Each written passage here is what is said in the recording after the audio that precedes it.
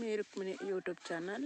ఈరోజు మన ఈ వీడియోలో పురుష సూక్తంలోని 20, 21వ మంత్రాల యొక్క అర్థాలు తెలుసుకుందామండి.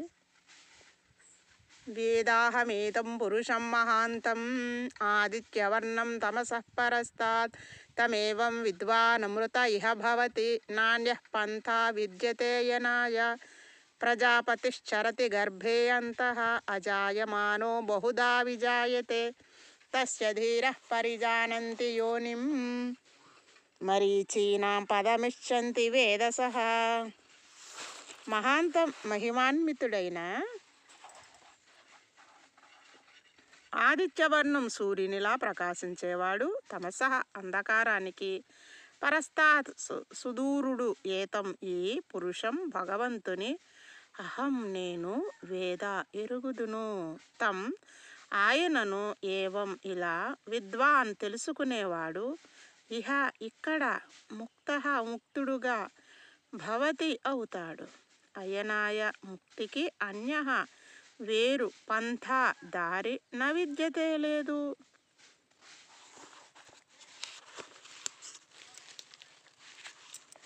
ప్రజాపతి భగవంతుడు, గర్భే అంతః ప్రపంచం లోపల, చరతి సంచరిస్తున్నాడు, అజాయమానః జన్మించని వాడిగా ఉంటూనే, బహుదా అనేక రూపాలతో, విజాయతే ఉద్భవిస్తున్నాడు, తస్య ఆయన యొక్క, యోనిం నిజస్వరూపాన్ని, ధీరాః మహాత్ములు, పరిజానంతి చక్కగా ఎరుగుదురు, వేదసః బ్రహ్మ వంటి వారు, మరీచి ప్రభృత మహాత్ముల పదవిని ఇచ్చంతి అభిలషిస్తున్నారు. మహిమాన్వితుడు, సూర్యునిలా ప్రకాశమానుడు, అంధకారానికి సుదూరుడు అయిన భగవంతుని నేను ఎరుగుదును. ఆయనను ఇలా తెలుసుకునేవాడు ఇక్కడే, ఈ జన్మలోనే ముక్తుడవుతాడు. ముక్తికి మరో దారి లేదు. ఒక వ్యక్తి ముక్తిని, భగవంతుని ఎందుకు ఆకాంక్షించాలి? ఒక వ్యక్తి ముక్తిని, భగవంతుడిని ఎందుకు ఆకాంక్షించాలి?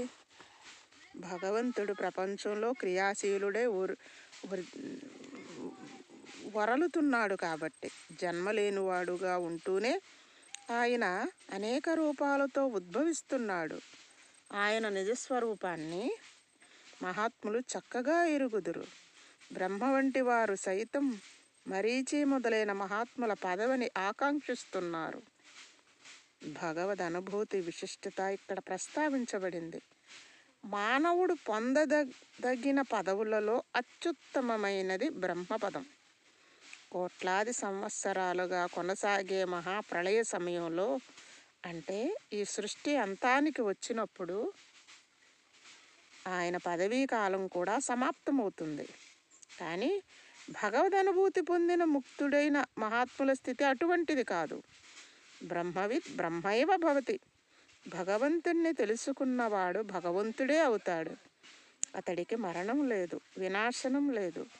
అందుచేతనే బ్రహ్మ వంటి దేవతలు సైతం భూలోకంలో ఋషులై అభిలషిస్తారు. అందుచేత మనిషిగా పుట్టిన ప్రతి వ్యక్తి భగవంతుణ్ణి అన్వేషించాలి.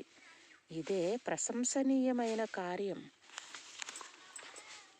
ఈ వీడియోని అందరూ కూడా వినండి, షేర్ చేయండి, లైక్ చేయండి, షేర్ చేయండి, సబ్స్క్రైబ్ చేయండి. హరి ఓం అండి అందరికీ.